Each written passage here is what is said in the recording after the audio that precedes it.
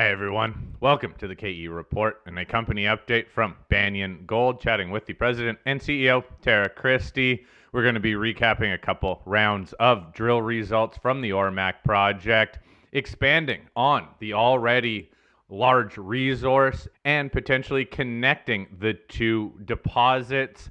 Also, news that the company now owns 100% of the project, has just upsized the drill program to 40,000 meters. A lot for us to get to here. Christy, let's start off with the drill results. I want to start off with the September 4th drill results.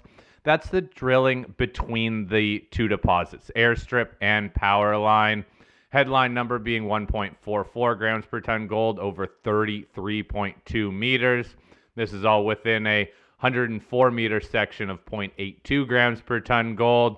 Tara, walk us through this drilling in between the two deposits and what this distance is, the gap between the two deposits that you're filling in here, please.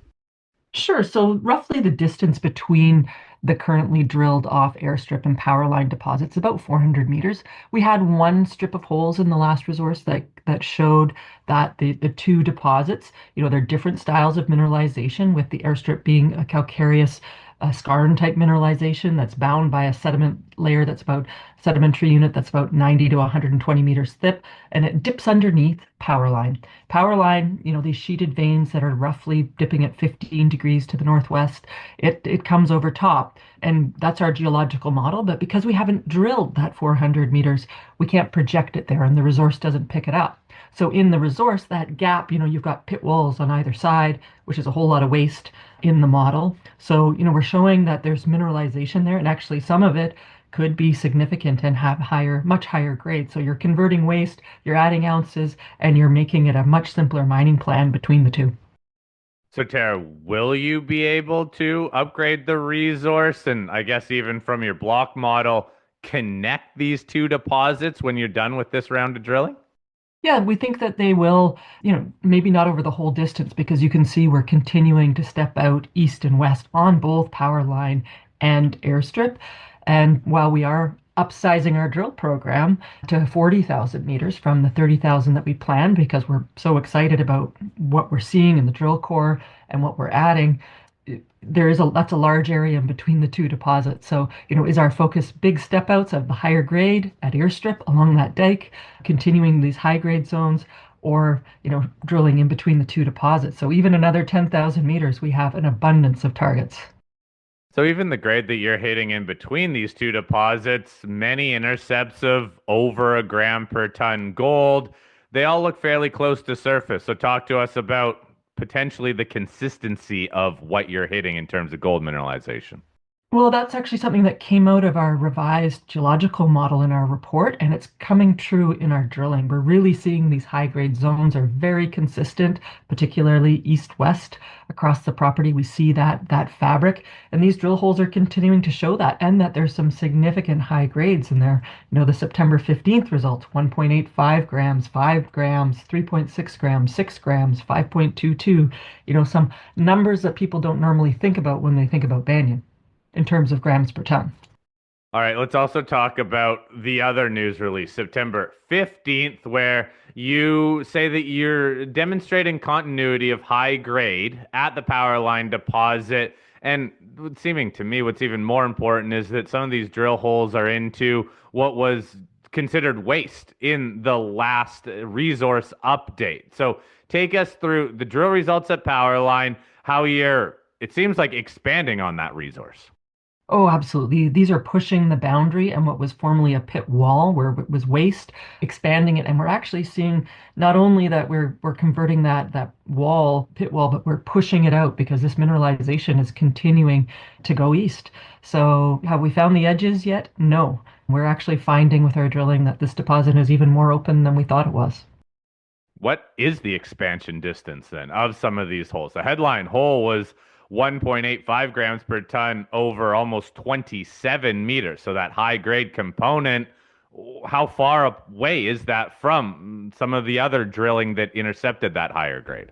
So from the edge of the pit wall, it was about 400 meters.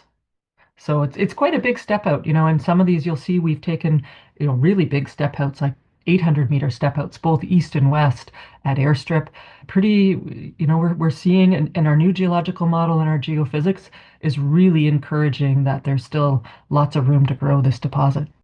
So just for clarity, because I was looking at that figure one within that news release, you can see, I think some of the, I guess, overall pit walls or resource shell here, this is all expansionary, right? There aren't any other resources or known resources within the last resource report where these holes were located.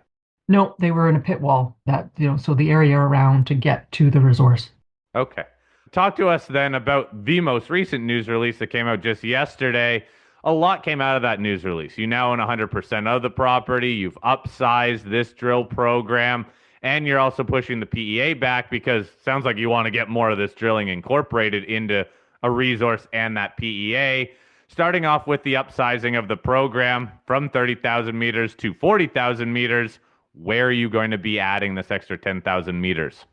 So we're already at 30,000 meters today. So we didn't want to shut down the drills. We've got 3 drills turning with tremendous productivity right now. We have over 100 holes that we've drilled that we haven't released results on, and that number is going to grow.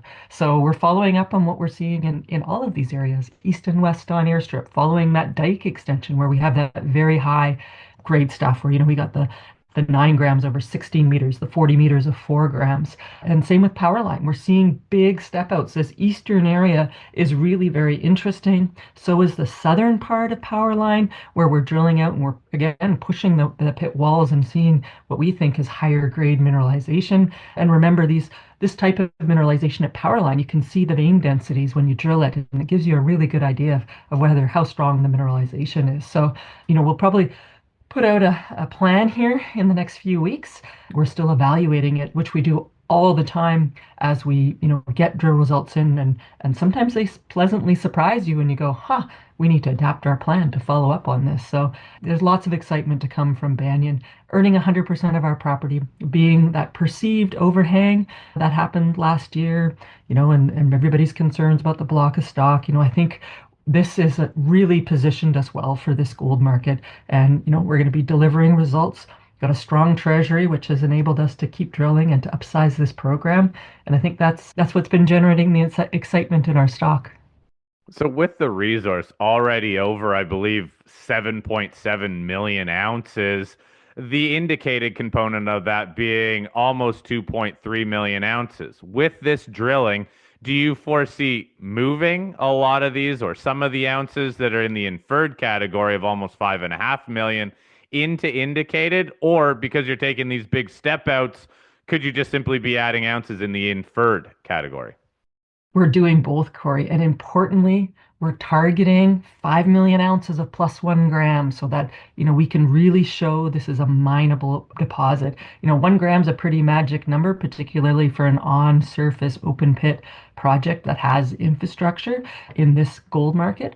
So that is kind of our focus, is how are we going to get that, and we have the benefit of already doing a lot of work to our PEA because we didn't know whether we were going to have to put it out or not. It was a requirement, remember, of earning into our property.